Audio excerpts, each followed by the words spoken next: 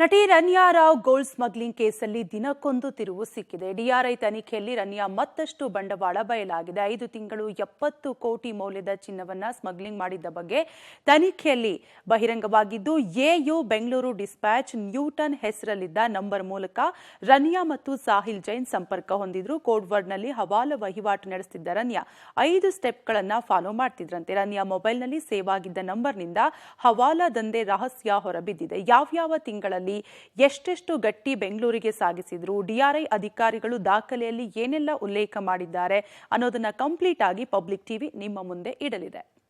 November ತಿಂಗಳಲ್ಲಿ 2024 November ತಿಂಗಳಲ್ಲಿ 8 KG 981 gram ಚಿನ್ನದ ಗಟ್ಟಿಯನ್ನ ಈಕೆ ಸ್ಮಗ್ಲಿಂಗ್ ಮಾಡಿದ್ದು 6 ಕೋಟಿ 82 ಲಕ್ಷ ರೂಪಾಯಿ ಮೌಲ್ಯದ ಚಿನ್ನವನ್ನ ಸಾಗಾಟ ಮಾಡಿದ್ದಾಳೆ ರನ್ಯಾ ರಾವ್. ನವೆಂಬರ್ ತಿಂಗಳು 2024ರಲ್ಲಿ ಇನ್ನು 6 ಕೋಟಿ 50 ಲಕ್ಷ ದುಬೈಗೆ ಹವಾಲಾ ಹಣವನ್ನ ಈಕೆ ವಹಿವಾಟನ್ನ ಮಾಡಿದ್ದು. ಒಟ್ಟಾರೆಯಾಗಿ ಡಿಆರ್ಐ ತನಿಖೆಯಲ್ಲಿ ಇಂಚಿಂಚು ರಹಸ್ಯ ಬಯಲಾಗ್ತಾ ಇದ್ದು 32 ಲಕ್ಷ ರೂಪಾಯಿ ರನ್ಯಾ ರಾವ್ ಕಮಿಷನ್ ಲಾಭವನ್ನು ಕೂಡ ಪಡೆದುಕೊಂಡಿದ್ದಾರೆ. ಇದು ಕೇವಲ ನವೆಂಬರ್ ತಿಂಗಳಲ್ಲಿ.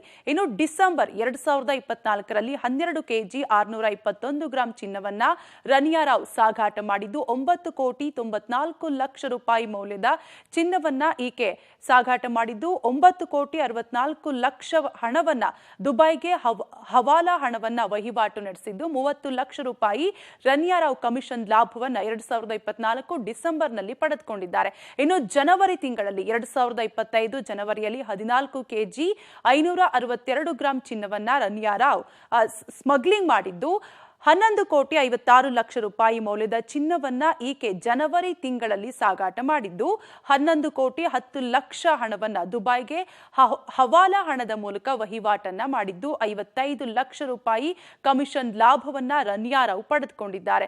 ಒಟ್ಟಾರೆಯಾಗಿ ಡಿಆರ್ಐ ಅಧಿಕಾರಿಗಳು ತನಿಖೆಯನ್ನು ನಡೆಸ್ತಾ ಇದ್ದು, ಇನ್ನು ಫೆಬ್ರವರಿ 2025ರಲ್ಲಿ 13 ಕೆಜಿ 433 ಗ್ರಾಂ ಚಿನ್ನವನ್ನ ಸ್ಮಗ್ಲಿಂಗ್ ಮಾಡಿದ್ದು 11 ಕೋಟಿ 81 ಲಕ್ಷ ಮೌಲ್ಯದ ಚಿನ್ನವನ್ನ ಈಕೆ ಸಾಗಾಟ ಮಾಡಿದ್ದಾಳೆ. ಫೆಬ್ರವರಿ ತಿಂಗಳಲ್ಲಿ 11 ಕೋಟಿ 25 ಲಕ್ಷ ದುಬೈಗೆ ಹವಾಲಾ ಹಣವನ್ನ ಈಕೆ ವಹಿವಾಟು ಮಾಡಿದ್ದು 56 ಲಕ್ಷ ರನ್ಯಾ ರಾವ್ಗೆ ಕಮಿಷನ್ ಲಾಭವನ್ನ ಈಕೆ ಪಡೆದುಕೊಂಡಿದ್ದಾಳೆ. ಒಟ್ಟಾರೆಯಾಗಿ ಮಾರ್ಚ್ 2025ರಲ್ಲಿ 14 ಕೆಜಿ 213 ಗ್ರಾಂ ಚಿನ್ನವನ್ನ ಈಕೆ ಸ್ಮಗ್ಲಿಂಗ್ ಮಾಡಿದ್ದು 13 ಕೋಟಿ ಮೌಲ್ಯದ ಚಿನ್ನವನ್ನ ಸಾಗಾಟ ಮಾಡಿದ್ದು ಮಾರ್ಚ್ 2025ರ ಡೀಟೇಲ್ಸ್ ಅನ್ನ ನೀವು ಗಮನಿಸ್ತಾ ಇರಬಹುದು.